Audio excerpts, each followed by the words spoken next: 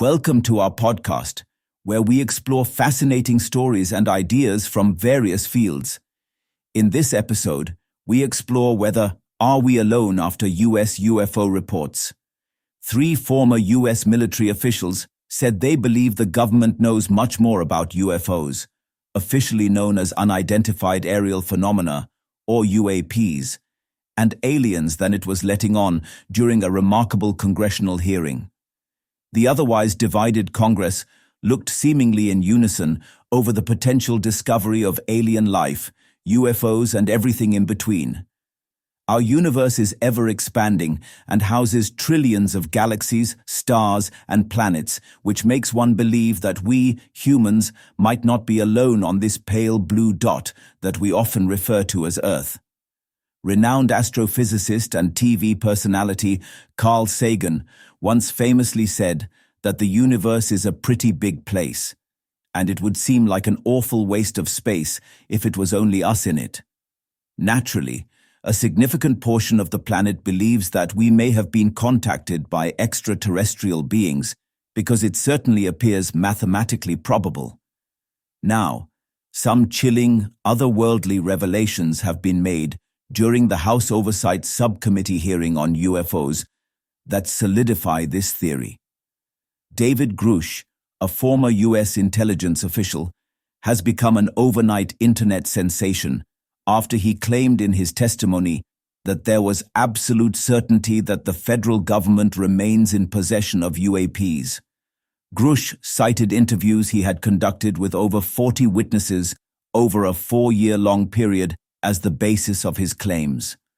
Under oath, Grusch disclosed that he had been informed of a long-standing UAP crash retrieval and reverse engineering program during his official duties, from which he was denied access.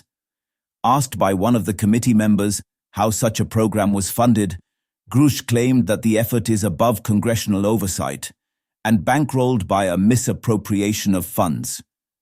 Grusch said he had specific knowledge of money going into the alien exploration program when it was meant for another scheme.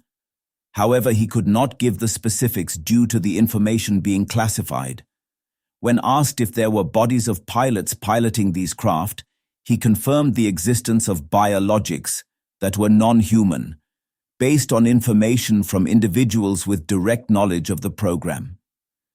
During the hearing, Congressman Tim Burchett bluntly asked if the military officer had any personal knowledge of people who had been injured in efforts to cover up for the existence of extraterrestrial beings.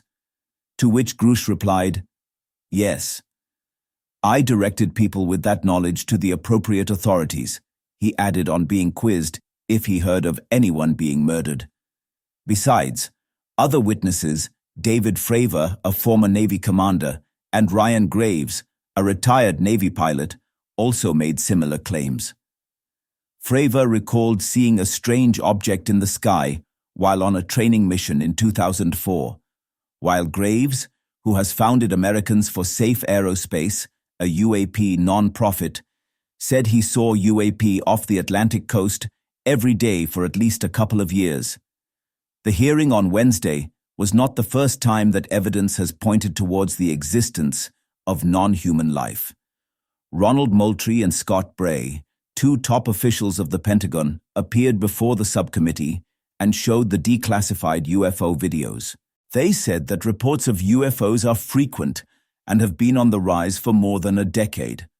They also added that US officials were unable to explain some of these sightings. The hearing on Wednesday was not the first time that evidence has pointed towards the existence of non-human life. The US Navy, however, responding to a Freedom of Information Act or FOIA request last year, announced that it will not be releasing any more unseen UFP videos in the public domain, as it will harm national security. The release of this information will harm national security, as it may provide adversaries valuable information regarding Department of Defense, Navy operations, vulnerabilities, and/or capabilities. No portions of the videos can be segregated for release, said Gregory Kaysen, Deputy Director of the Navy's FOIA Office. Despite the US government's unwillingness, a Pandora's box of questions, assertions, and conspiracies has opened up after the meeting. While UAPs are certainly a yardstick to gauge if alien life exists out there, space agencies such as NASA are on the lookout for exoplanets to find other life forms. Currently, there are around 4,000 exoplanets in our galaxy alone, which makes the quest all the more exciting. Since our solar system 4.5 billion years is relatively new compared to the universe's age 13.8 billion, physicist Enrico Fermi had in 1950 posited that given enough time, alien civilizations should have been able to cross our neighborhood. It is a paradox that takes into the equation that we haven't been visited by these aliens. However, if the guests have paid a visit and the US government has remained secretive all this time, it changes our understanding of the universe. Thanks for tuning in to this incredible story. If this episode resonated with you, don't forget to hit the like and subscribe button for more captivating stories to come. Stay tuned.